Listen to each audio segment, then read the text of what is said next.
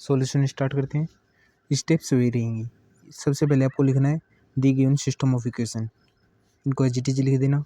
फिर लिख देना now expressing the given system of equations in the form ax equal to B, तो उस फॉर्म में लिख देना। फिर यहाँ पर लिख देना where a equal to this, x equal to this and b equal to this. मैं सीधा शॉर्टकट कर रहा हूँ। Now determinant of A find कर रहा हूँ सीधा। डिटर्मिनेंट ऑफ ए कैसे फाइंड करेंगे, ऐसे ये हो जाएगा 20। ए कैसे, ए क्या आएगा यहाँ से देखो 4 3 -3 5 -5 आएगा, ये हो जाएगा -20 और ये क्या हो जाएगा -9, ये आएगा -20 + 9, ये हो जाएगा -11 नॉट इक्वल टू 0।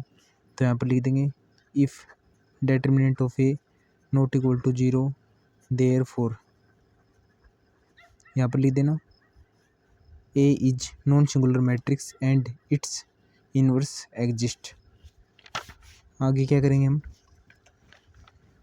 फिर उससे आगे करेंगे नाउ इनको सोल्व करना है, मतलब कि एक्स एंड वाई की वैल्यू फाइंड करनी है। तो हमें एक्स मैट्रिक्स फाइंड करनी है। एक्स मैट्रिक्स क्या होती है, ए इनवर्स इंटू में बी। ए इनवर्स क्या हुआ, एक्स मैट्रिक्स ये है, तो ए इनवर्स यहाँ पर फाइंड कर लेते हैं पहले। डिटर्मिनेंट ऑफ ए इंटू में एडजॉइंट ए क्या आएगा, ये हो जाएगा 1/-11 और इनके साइन चेंज कर देते हैं और इनको इंटरचेंज कर देते हैं, इनके साइन चेंज कर देते हैं। -5 4 हो जाएगा, ये 3 हो जाएगा, ये -3 हो जाएगा। इतना आ गया समझ में। अब या तो माइनस को अंदर मल्टीप्लाई कर लो, 1/11 क्या हो जाएगा 5 -3 3 -4, यहाँ पर वैल्यू पुट कर दो 1/11 5 3 -3 -4। बी मैट्रिक्स क्या है 3 और 7, इनको मल्टीप्लाई कर लेते हैं। 1/11 क्या आएगा 15 -21, 15 -21 ये हो जाएगा -6 9 -28 9 -28 ये आएगा -19। 1/11 के अंदर मल्टीप्लाई कर लेते हैं, -6/11 -19/11 किसके इक्वल होती है, एक्स एंड वाई। या तो आप लिख देना कि इनके कोरस्पॉन्डिंग एलिमेंट्स को इक्वल करने पर, या फिर सीधा लिख देना हेंस x इक्वल टू -6/11 और y इक्वल टू -19/11। ये हो गया हमारा फाइनल आंसर। मैंने स्टेप्स बहुत कम किए हैं क्योंकि सभी स्टेप्स रिपीट हो रही हैं वापस, तो उनका कोई फ़ायदा तो है नहीं कि बार बार उन स्टेप्स को लिखना, लेकिन आपको लिखनी है क्योंकि आपको याद नहीं होगी ना बार बार लिखना आपको, तो इसलिए मैं तो आगे भी ऐसे ही करूँगा कि स्टेप्स को लिखने का कुछ फ़ायदा है नहीं, लॉन्ग वीडियो बनेगी भी मतलब में, तो उसका कोई सेंस नहीं निकलता। तो मैंने आपको स्टेप्स बता दी, एज इट इज़ लिख लेना, और यदि कोई दिक्कत हो तो फिर मेरे को बता देना, मैं वापस बना दूंगा video. Okay, steps as it is रहेंगी। मैं सीधा ए इनवर्स फाइंड कर रहा हूँ। नाउ ए इनवर्स क्या आएगा 10 -6 10 -6 ये हो जाएगा 4 नॉट इक्वल टू 0। अब यहाँ पर लिख देना if determinant of A not equal to 0 तो therefore A is non singular matrix and its inverse exist. तो यहाँ से एक्स मैट्रिक्स फाइंड करते हैं, उससे पहले ए इनवर्स फाइंड करना होगा।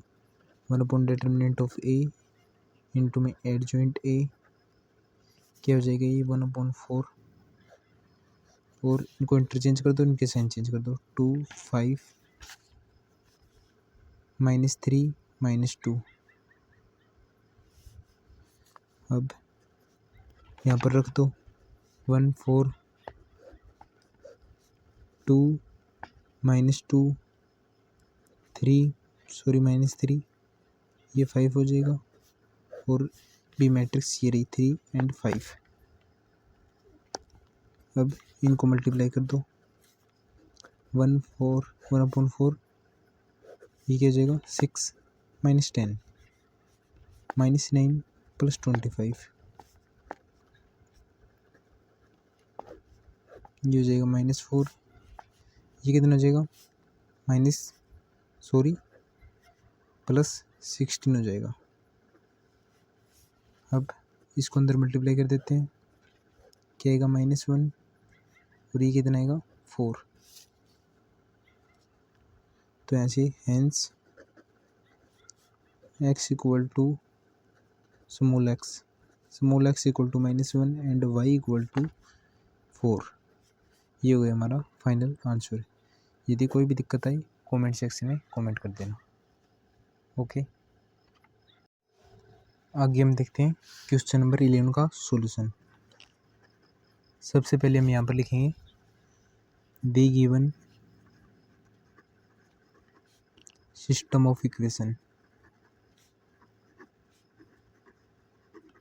सिस्टम ऑफ इक्वेशंस क्या है, ये रही 2x plus Y plus Z equal to 1, x minus 2y minus Z equal to 3/2। यहाँ पर लिख सकते हैं 0x plus 3y minus 5z equal to 9, या फिर आपको expressing the given system of equation, the given system of equation in the form ax equal to b।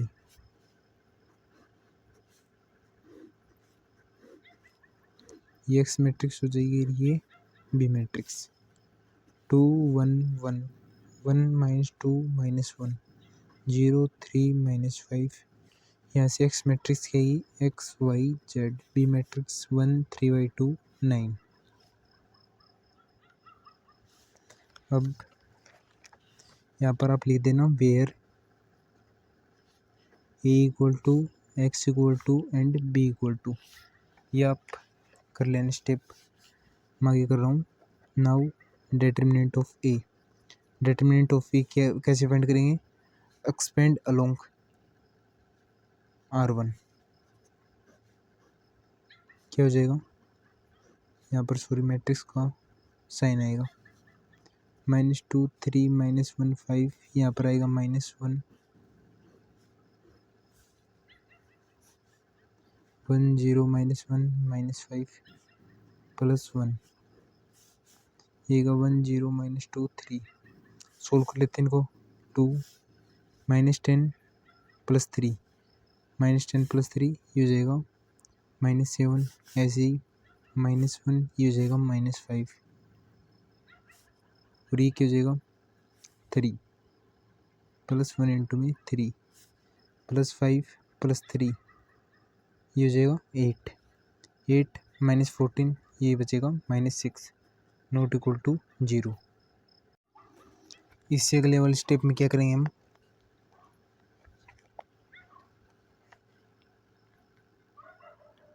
अब हम फाइंड करते हैं डिटरमिनेंट ऑफ ए। कैसे फाइंड होगा, यहाँ पर लिखेंगे, पहले यहाँ पर लिख देना एक्सपेंड अलोंग R1। यहाँ पर आएगा 2, ये चेयर आएंगे -2 3 -1 -5, फिर -1 आएगा, यहाँ पर ये चेयर आएंगे 1 0 -1 -5 प्लस 1 1 0 -2 3 आएगा।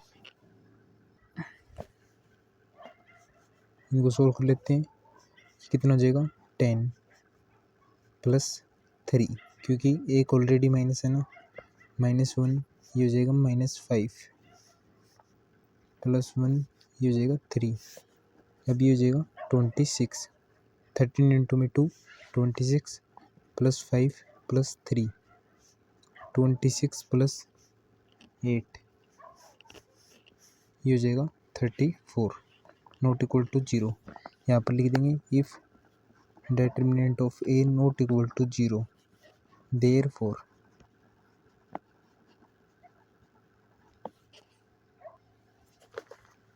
A is non-singular matrix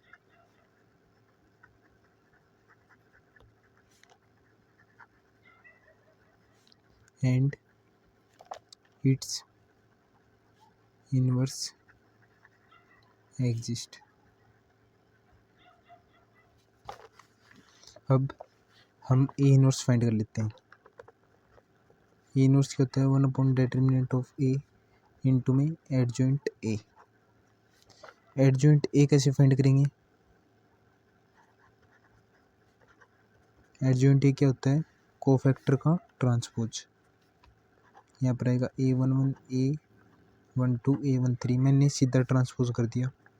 A21 A22 A23, ऐसे ही A31 A32 A33। अब देखो ए मैट्रिक्स क्या थी हमारी? ए मैट्रिक्स थी 2 1 0 1 -2 3 1 -1 5। ये मैट्रिक्स थी हमारी ए। अब क्या करेंगे? सबसे पहले हम माइनर फाइंड करेंगे।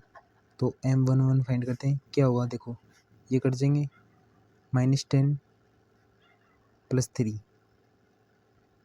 क्योंकि एक ऑलरेडी माइनस आ गया ना। -10 + 3 ये हो जाएगा -7।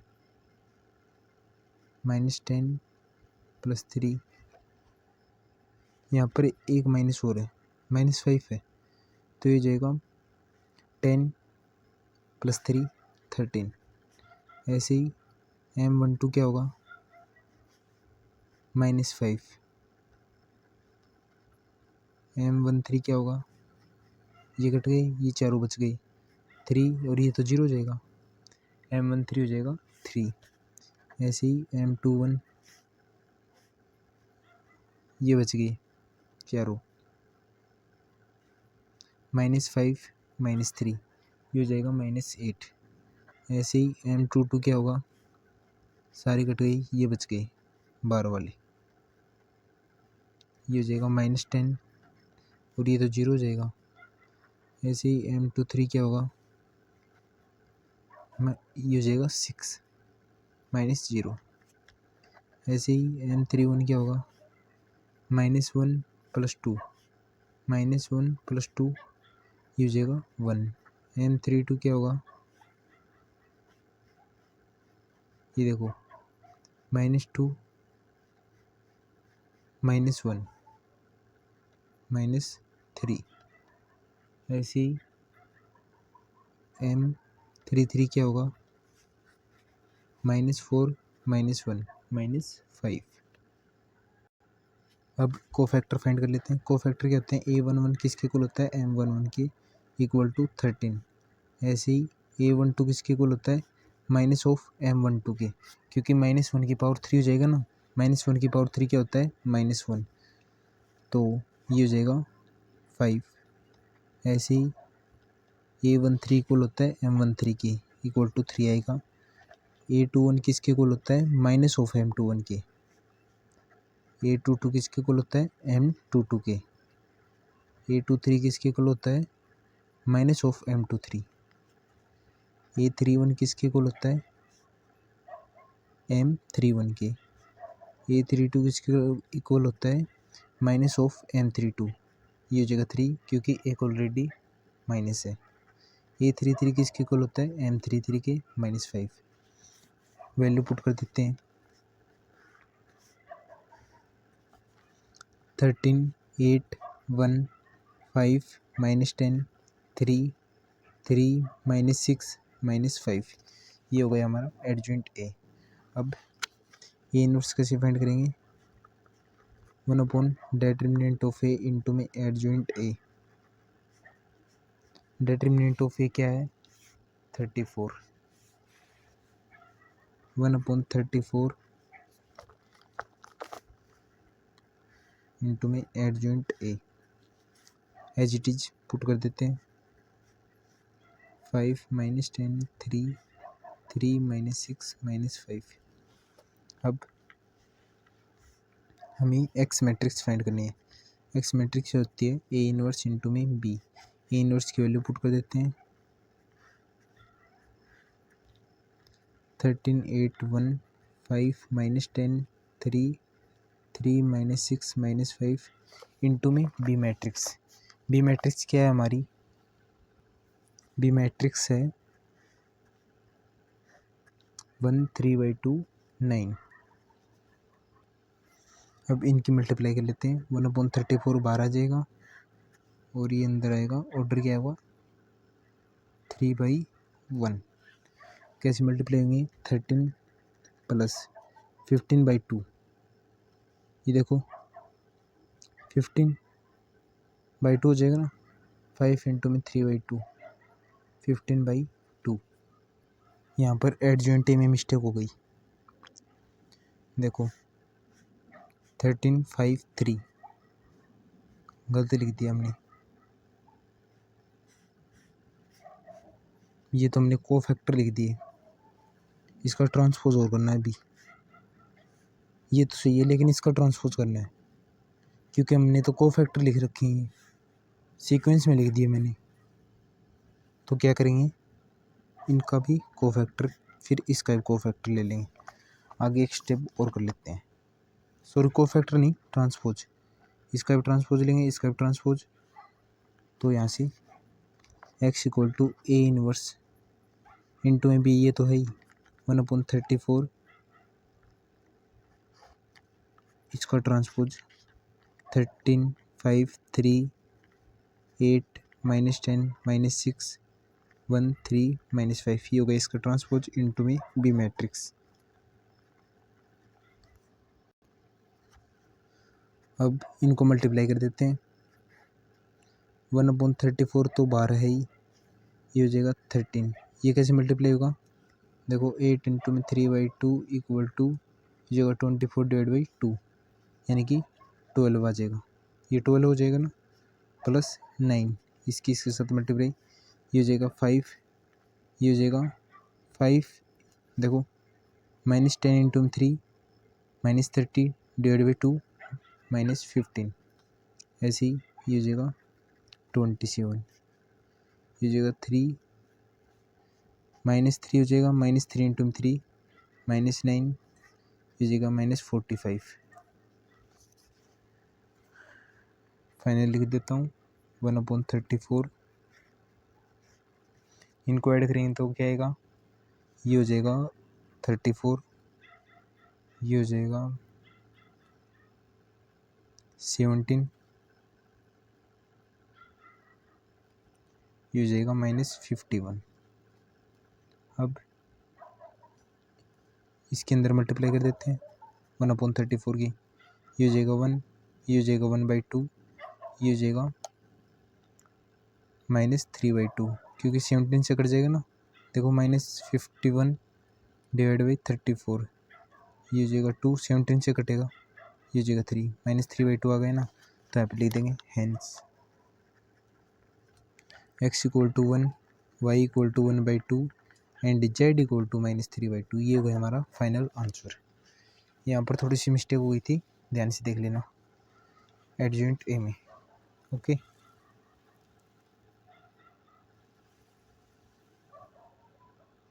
इस कॉपी पर राइटिंग तो अच्छी आती है।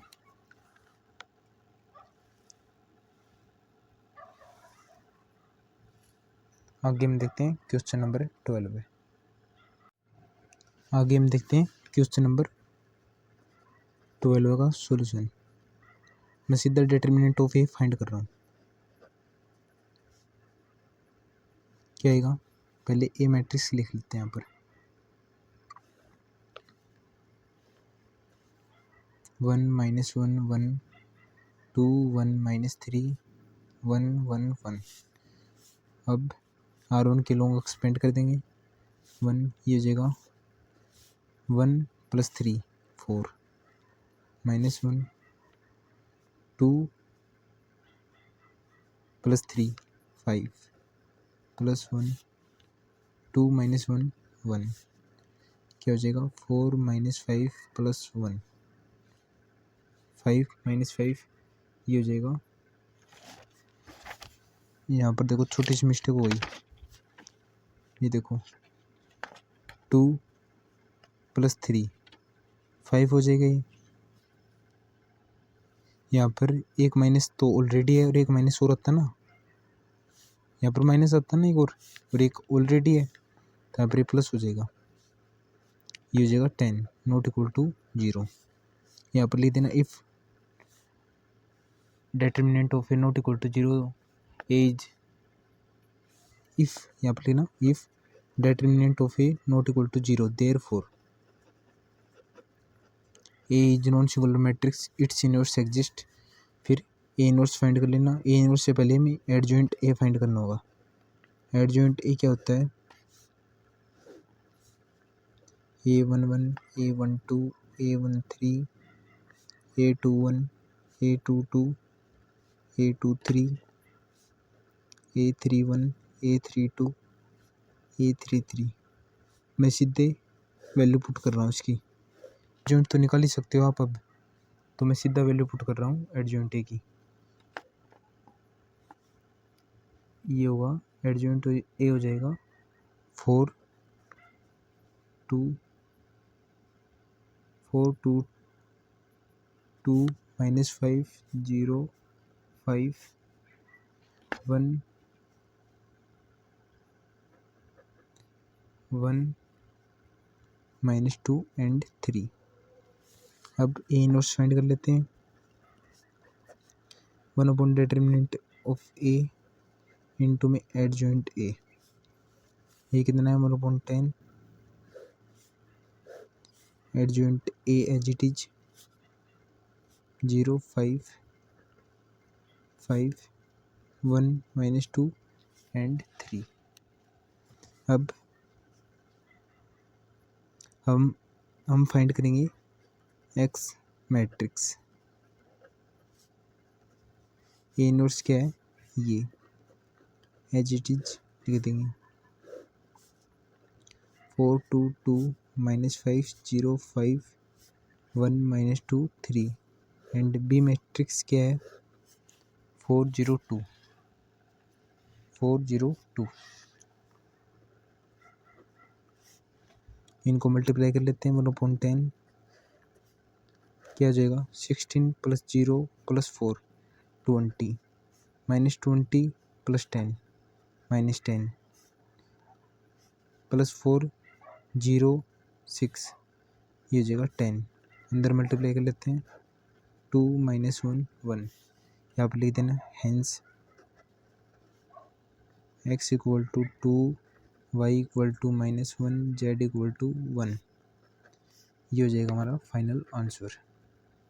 आगे हम देखते हैं क्वेश्चन नंबर 13।